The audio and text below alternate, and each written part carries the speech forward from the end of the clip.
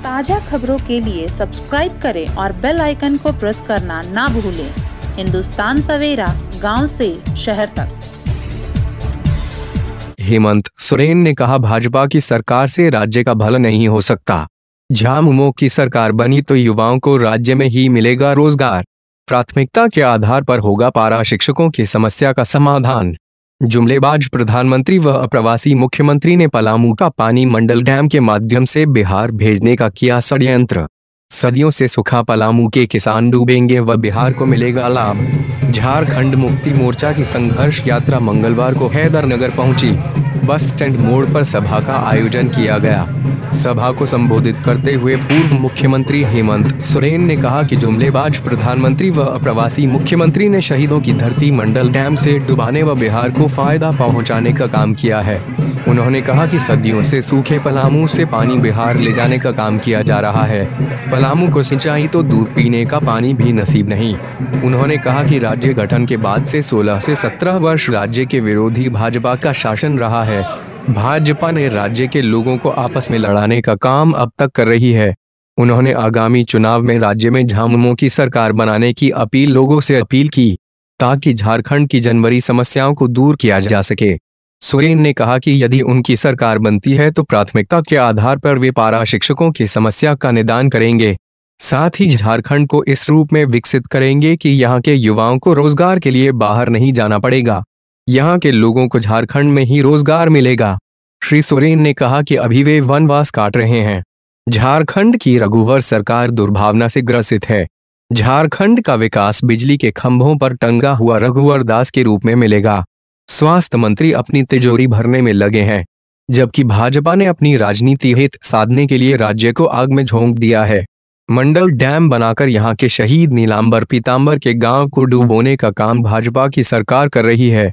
पिछले 4 सालों में सरकार ने 350 करोड़ रुपए प्रचार प्रसार में खर्च कर अपना चेहरा चमकाया है। झारखंड सरकार रोजगार की भीख मांगने दुबई जा रही है। उनकी सरकार बनी तो वे झारखंड की तस्वीर और तकदीर बदल देंगे। इस मौके पर मुख्य रूप से वरिष्ठ नेता मिथिलेश ठाकुर, अभिषेक सिन्हा, एजाज हुसैन उर्फ छेदी, राम प्रवेश सिंह, वशिष्ठ कुमार सिंह, अशोक सिंह, अशरफ हसन, योगेंद्र सिंह, बिहारी सिंह सहित काफी संख्या में लोग उपस्थित थे। पूर्व मुख्यमंत्री से मिले पारा शिक्षक। अपनी समस्या को लेकर आंदोलित एकीकृत पारा शिक्षक संघर्ष मोर्चा हैदरनगर व मोहम्मदगंज इकाई के सदस्य पूर्व मुख्यमंत्री हेमंत सोरेन से मिले। उन्होंने उनके समक्ष अपना दुखड़ा सुनाया व ज्ञापन सौंपा। पूर्व मुख्यमंत्री ने कहा कि वे सरकार पर दबाव बनाए हुए हैं। विधानसभा में इस मुद्दे पर फिर सरकार को घेरा जाएगा। उन्होंने कहा कि उनकी सरकार बनी तो पारा शिक्षकों की समस्याओं का निश्चित ही निदान होगा। ज्ञापन देने वालों में राजेश नंदन सिंह, विजय बहादुर सिंह, हाफिज सलाहुद्दीन, निरंजन सिंह, इकबाल अहमद, माया कुमारी, वंदना कुमारी आदि शामिल थे। जगह जगह किया गया स्वागत। पूर्व मुख्यमंत्री हेमंत सोरेन का काफिला जैसे ही भीम बराज से हुसैनाबाद विस क्षेत्र में प्रवेश किया, बड़ी संख्या में कार्यकर्ताओं ने एजाज हुसैन उर्फ छेदी खान, राम प्रवेश सिंह, जोगेंद्र सिंह, अनिल सिंह, नेहाल असगर के नेतृत्व में स्वागत किया। वहां से काफिला के आगे आगे 100 से अधिक बाइक से उनकी आगवानी की। रास्ते में सबनवा मोड़ के समीप बड़ी संख्या में उपस्थित ग्रामीणों ने फूल माला देकर उनका स्वागत किया। उनके साथ पार्टी के वरिष्ठ नेता मिथिलेश ठाकुर समेत कई नेता शामिल थे। हैदरनगर के भाई बिघा में स्वागत व मजार की जियारत की। हेमंत सोरेन का काफिला मुख्य पथ स्थित भाई बिघा पहुंचने पर गाजे बाजे के साथ फूल माला देकर उनका स्वागत युवाओं ने किया। युवाओं के आग्रह पर सैयद शाह की मजार पर उन्होंने चादरपोशी की। फातेहा कराया गया। लोगों ने हेमंत सोरेन जिंदाबाद, शिबू सोरेन जिंदाबाद, झामुमो जिंदाबाद के नारे लगाए। मौके पर समीर हुसैन, आमिर जफर, विशाल सिंह, मो रशीद कुरैशी, अशरफ हसन के अलावा राष्ट्रवादी कांग्रेस पार्टी के सज्जू खान, राजू खान, कालियाजी समेत कई लोग शामिल थे। राकांपा कार्यकर्ताओं ने पूर्व मुख्यमंत्री का किया स्वागत। दीवान बिघा में स्वागत के लिए राकांपा कार्यकर्ता राष्ट्रवादी कांग्रेस पार्टी ने भी संघर्ष यात्रा का स्वागत किया। पूर्व मुख्यमंत्री हेमंत सोरेन का सैकड़ों बाइक के साथ राकांपा ने आगवानी की। दीवान बिघा में उनका स्वागत किया गया। पूर्व मुख्यमंत्री की संघर्ष यात्री हुसैनाबाद पहुंचने के पूर्व दीवान बिघवा गांव के समीप सैकड़ों कार्यकर्ता फूलमाला के साथ स्वागत किया व बाइक से उनकी आगवानी की। स्वागत कार्यक्रम में मुख्य रूप से योगेंद्र सिंह उर्फ गुड्डू सिंह, चंदन सिंह, नीतेश सिंह, रौनक सिंह, राजकुमार ठाकुर, मनदीप राम, बबलू यादव, जिलानी अंसारी, वसीम अहमद, जाफर इमाम समेत सैकड़ों लोग शामिल थे। संवेदनता के साथ हम लोग अपने कार्य करते हैं, शायद ही कोई करता है। आपको पता है कि राजपूत किसी तरीके से झारखंड मुक्ति मोर्चा परिवार के लोगों ने अनेक आंदोलन के बाद अनेक साथियों को खोने के बाद ये राज को प्राप्त करा दिया। राज हम लोगों को मिला, लेकिन जो राज का मूल सपना था वो आज के दिन में भी अधूरा है। राज अलग हुए 18 साल हो गए और 18 साल में जिस तरीके से राज में कार्य किए गए वो आप लोगों से छुपा नहीं है।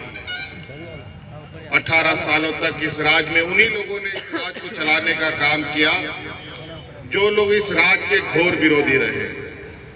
भारतीय जनता पार्टी का लोग 18 सालों में 16-17 सालों तक इन्हीं लोगों ने चलाया। कुछ दिनों तक हमने राज को चलाने का प्रयास किया था। जिस तरीके से अलग राज हम लोगों ने छीन कर लिया, लड़ कर लिया, उसी तरीके से भारतीय जनता पार्टी से ये मुख्यमंत्री की कुर्सी भी छीन कर हम लोगों ने 15-16 महीने रखा था। और जो उस समय लकीरें खींची थी उन सभी लकीरों को इन लोगों ने मिटाकर आज इस राज को रसातल में ले जाने का काम किया। विगत पूर्ण बहुमत की सरकार कहने वाली है भारतीय जनता पार्टी की सरकार 4 सालों में जिस तरीके से इन लोगों ने कार्य किए हैं, इस राज्य के हर वर्ग के लोग, चाहे वो आम नागरिक हो, किसान हो, मजदूर हो, नौजवान हो, महिलाएं हो या सरकार के कर्मचारी हो, सभी लोग त्रस्त हो रहे हैं। आज आप देख रहे हैं यहाँ सामने भी पारा शिक्षकों का एक बहुत बड़ा बैनर लगा हुआ है। मैं पूरे रास्ते संघर्ष यात्रा के दौरान हजारों पारा शिक्षकों से मेरी मुलाकात हुई, लोगों ने मुझे मेमोरेंडम दिया। और दुर्भाग्य की बात है जो पारा शिक्षक आज सुदूर ग्रामीण क्षेत्र में एक न्यूनतम मजदूरी के बदौलत अपने हमारे आने वाली पीढ़ी को एक शिक्षा का राह दिखा रहे थे, वो सभी आज आंदोलनरत है। आज लगभग 58-60 दिन हो चुके इनके आंदोलन के।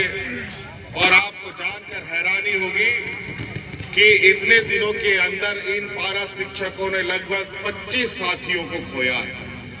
उनकी जानें चली गई ये सरकार की उदासीनता की वजह से, और सरकार की आंख में एक बूंद तक आंसू नहीं आया। और मंत्री के घर के समक्ष आंदोलन करते करते पारा शिक्षक दम तोड़ रहे हैं, लेकिन सरकार कान में तेल डाल करके सोई हुई। ऐसे अनगिनत चीजें आज पारा शिक्षक सड़कों पर है, मनरेगा कर्मचारी सड़कों पर है, राजस्व कर्मचारी सड़कों पर है, आंगनबाड़ी सेविका सहायिका सड़कों पर है। तो राज विकास कार्य किसके हाथ से करा रही है कि समझ से परे। मुझे तो लगता है मनरेगा का काम कुदाली लेके मुख्यमंत्री ही काम करने में लगे हुए। तो ऐसे कई चीजें हैं। आज आपके हक अधिकार की लड़ाई के लिए हम लोग इस संघर्ष को हम लोगों ने निकाला है। आपको मालूम है यहाँ आपका एक डैम बना हुआ है,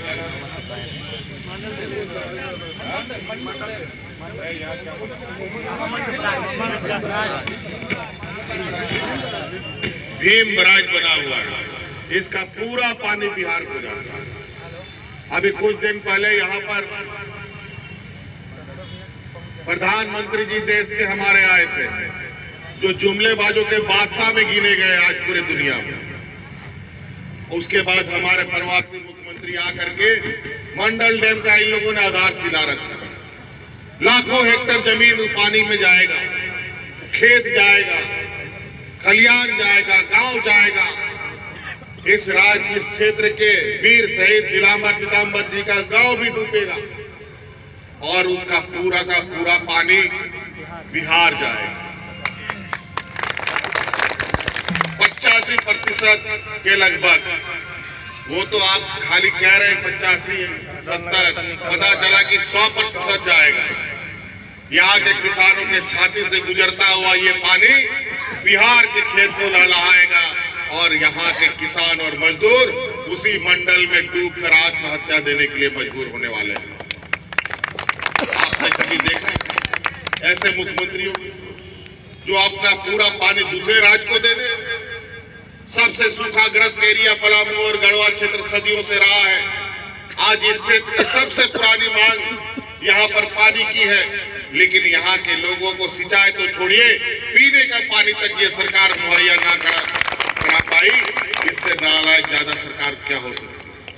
रोजगार के मामले में भी आप लोगों ने देखा होगा, 11-13 जिलों में बांटकर यहाँ के नौजवान दूसरे जिले में नियुक्ति के लिए आवेदन नहीं दे सकते, पर आपके जिले में राज्य तो छोड़िए, दूसरे पूरे देश से भी लोग आकर के नियुक्ति के लिए आवेदन दे सकते हैं। तो रोजगार कहां से मिलेगा यहाँ के नौजवानों को? यहाँ का मुख्यमंत्री रोजगार भी दूसरे राज्यों को दे देगा, यहाँ का मुख्यमंत्री पानी भी दूसरे राज्यों को दे देगा, तो यहाँ क्या मिलेगा आपको? उठेगा। और वो इसलिए क्योंकि ये मुख्यमंत्री तो खुद ही यहाँ का नहीं, इसीलिए ये सारी चीजें जो लाठी लोटा लेके आया था और उसी लाठी से हम लोग को दे लाठी यही काम है। तो कई ऐसे विषय रोज बोलते हैं, सड़क बिजली 24 घंटा रहेगा, सबका स्वास्थ्य को लेकर के आयुष्मान भारत की कौन एक योजना इन लोगों ने चलाया? प्रधानमंत्री ने आयुष्मान भारत के माध्यम से सबका बेहतर इलाज होगा। क्या आप लोग बताइए, यहाँ क्या 24 घंटा बिजली रहता है? 24 घंटा आपको बिजली मिल रहा है? वो जिस दिन ये बात बोलते हैं उसी दिन कोई बिजली का पावर प्लांट ठप्पा बैठ जाता है। और आयुष्मान तो ऐसा है कि बीमा कंपनियों के माध्यम से अपना जेब भरने का कोई काम नहीं हो रहा है। यहाँ सिर्फ और इनका काम हो रहा है सांप्रदायिक उन्माद फैलाओ, आदिवासियों को आदिवासी से लड़ाओ, पिछड़ों को पिछड़ों से लड़ाओ, यही चल रहा है। इस वजह से बातें बहुत है, मुझे आगे और भी लोगों का के बीच में जाना है और आम सभाओं में हम पूरी बातों को रखेंगे, लेकिन इन्हीं बातों को, और आप समझिए, और आप लोग अखबार पढ़ते हैं, टीवी पढ़ते हैं, देख ही रहे हैं क्या विकास कार्य हो रहा है। आज निश्चित रूप से राज्य की स्थिति भयावह हो रही है। अगर भारतीय जनता पार्टी को यहाँ से नहीं भगाया गया, सत्ता से नहीं हटाया गया, सामाजिक उन्माद तो फैलेंगे। हम आप लड़ मर करके खत्म तो जरूर होंगे और ये राज्य तबाह हो जाएगा। इसलिए हम लोगों ने संकल्प के साथ ये संघर्ष को आगे ले जाने का आप लोगों से आज्ञा लेते हुए हम अपनी बातों को यही समाप्त करना चाहेंगे।